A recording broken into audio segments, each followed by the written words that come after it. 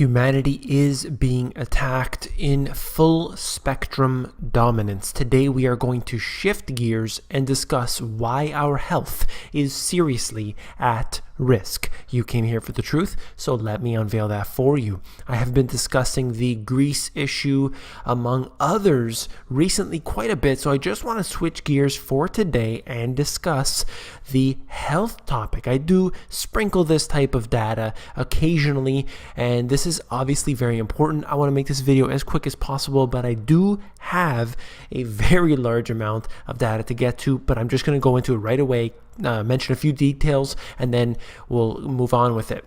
Plastics have caused a sharp decline in fertility among men, leaving only 1 in 4 with good sperm, scientists say. So this is very important that these phthalates, chemicals basically, found in the plastic products such as shower curtains, car dashboards, and cleaning materials can be breathed in, consumed through the skin. And basically what it said is that it inhibits testosterone production. And this coincidentally reminds me of other documents that I have read from the Population Council from 1969 and other things that I've covered here on the channel before. So essentially what we have is these plastics in our system everywhere we go. So let's discuss a few of these examples here as we see this. Women exposed to chemicals found in plastics and common household items experience the menopause earlier. So what happens here is basically it's an estrogen mimicker, and in a way it really ages women faster. That's exactly what's happening. So this is what the research that they found. A range of chemicals known as endocrine disruptors were likely to start the menopause between 2 and 4 years sooner. And we're going to see as the years go on that this number actually increases significantly, and I do believe that these numbers are extremely conservative. You know, they go on to talk about that more. I want to move on to this here. Pregnant women exposed to chemicals found in household products could be putting their baby's intellectual development at risk. The children of mothers who had the most contact with these phthalates, which are found in common products such as nail varnish, air freshener, and had an IQ approximately 7 points lower than those who had the least exposure. Very important information here that we need to realize. We're being assaulted. It's not just the financial industry that's the issue, not just the whole political spectrum here. We need to understand that, you know, this is full spectrum dominance. They are attacking us from every angle. Chemicals found in food packaging, cleaning products, and shower curtains could be lowering women's sex drives, scientists have said. They're looking again at these phthalate softeners that are found in plastics such as cling film, PVC flooring, and raincoats, found that women are with a higher exposure had reduced libidos. This is something else that's been going on because we see infertility being a very, very big problem right here in most countries. This is something that has become a big business in many ways, and this is a very serious issue to discuss because they're doing this intentionally. Why choose a chemical such as this to make all your products from when there are other choices that we don't have research on that shows that this could be bad? So they can be choosing thousands of different plastics, other choices, but they keep choosing these phthalates, BPA, BPS, and all the others. Let's look at this. The United Nations has called for an investigation into hormone-disrupting chemicals found in everyday objects, which scientists believe could explain problems ranging from poor semen quality to low birth weight. Evidence is mounting that the endocrine-disrupting chemicals, EDCs, which exist in pesticides, electronics, cosmetics, and food additives, become a health risk when they enter the environment. They go on to discuss other things here, but I just want to note that what happens when you go to the bathroom and that is released then back into the water supplies.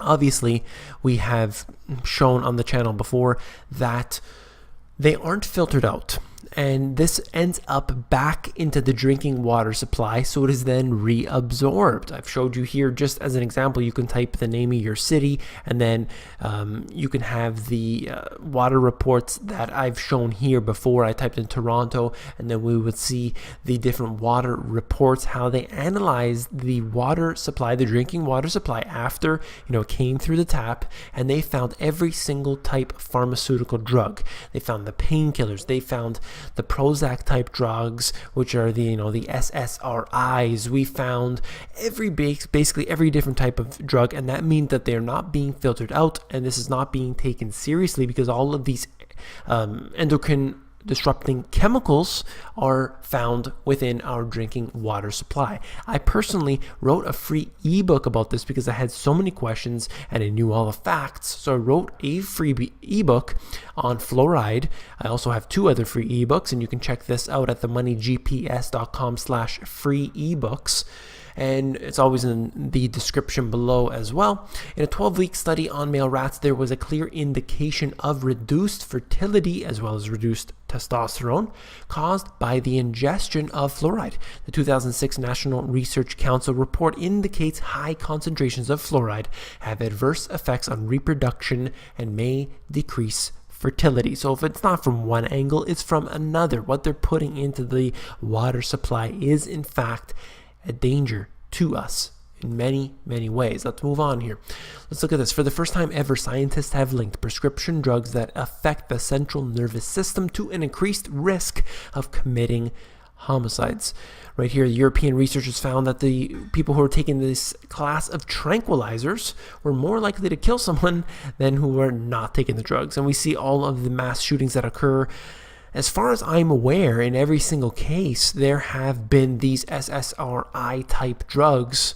The people were taking them, and that is a very, very clear indicator to me that this really plays with the mind. I don't understand it at the very deepest levels, but I understand enough to know that they are hallucinogens. They do, in fact, disrupt the normal activity of the brain, and that is enough to make us realize that these things are, in fact, dangerous. Do what you want with them.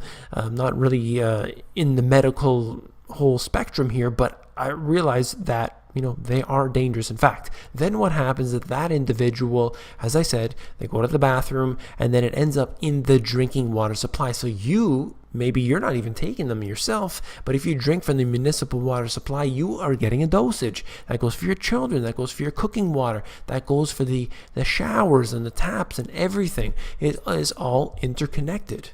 A new study from the American Journal of Clinical Nutrition has found that almost 2/3, 61% of American grocery purchases are highly processed foods. In addition, 77% of American grocery purchases consist of either moderately or highly processed foods.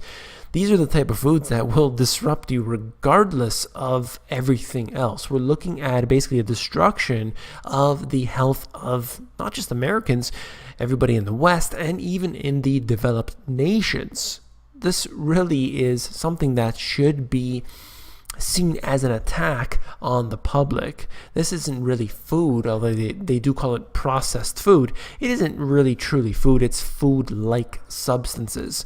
And this is going to get worse as the years go on. We see the health being a problem. We see more people needing the so-called health care, and it isn't getting any better. We see, in fact, more money needs to be poured into the system. At the same time, you get less care. And that is for pretty much every country that I've researched. A former EPA scientist, biotech companies encouraging pesticide treadmill. All I wanted to note from this here, although you can read into the details, is basically that pesticides are used, and herbicides as well, on all of the major crops. And what happens here is that it leaches in to these foods, and we are unable to even wash them off. It simply doesn't come off. You ingest them, and that will again disrupt everything that you do. Basically gets right into your through your lymphatic system and will clog you up like there is no tomorrow. This whole pesticide thing all connects in with the other videos I've done about Monsanto and how they are able to do this. What happens to all those pesticides after they're sprayed into the environment and they wash off and they run into the drinking water supply? That's right. So it makes its way into there, and the reports that I've seen, that I've shown on the channel, do indicate that they have found large amounts of herbicides and pesticides in the drinking water supplies. There is no doubt about that. Let's look at this. First, do no harm. Shortening lives of patients without their explicit request in Belgium. Can you believe this here?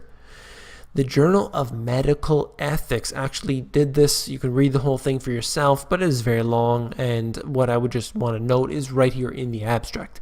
The aim of this article is to provide a critical review of one of the most worrying aspects of the euthanasia policy and practice in Belgium: the deliberate shortening of lives of some patients without their explicit voluntary request. So imagine that right there. Without your desire to do so, they simply pull the plug. And this is what's happening with the healthcare system. They want death panels. They want basically control of every facet of your life, including your life itself. This is no different in Belgium than in every other country. We see these trying to be set up. Bill Gates obviously being a public spokesman of this type of behavior.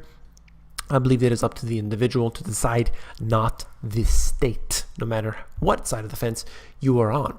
Obese Americans now outnumber those who are merely overweight, study says. All I want to know from this is not basically people's weight, but we are being attacked from all sides in a full spectrum dominance. We see that if people are inundated with chemicals, pesticides, herbicides, all of these different phthalates or whatever they're calling them, and all these endocrine disrupting chemicals, you have the processed food, their whole lymphatic system is basically shut down. That means their kidney is shut down, their adrenal glands are shut down. That's from all the stimulating type of foods. Where we have the meats and all of the hormone-laden foods, the dairy, of course, and also the coffees, the energy drinks, all of the caffeine-type foods like chocolate, basically shutting down people's systems. They're tired, they're overworked, they don't get enough sunlight, they're too tired, they don't sleep enough at night, they watch a lot of TV, which is very stimulating to the adrenal glands, and this basically shuts people down. They're not able to fight back. Their will is down, and that's what this comes down to. That's what I worry about. So yes, this is a video about health, but really it's about something deeper, and that is, how are we ever going to fight our way out of this mess when the general public is shut down and they just don't care? If you found this video informative, please give me a thumbs up.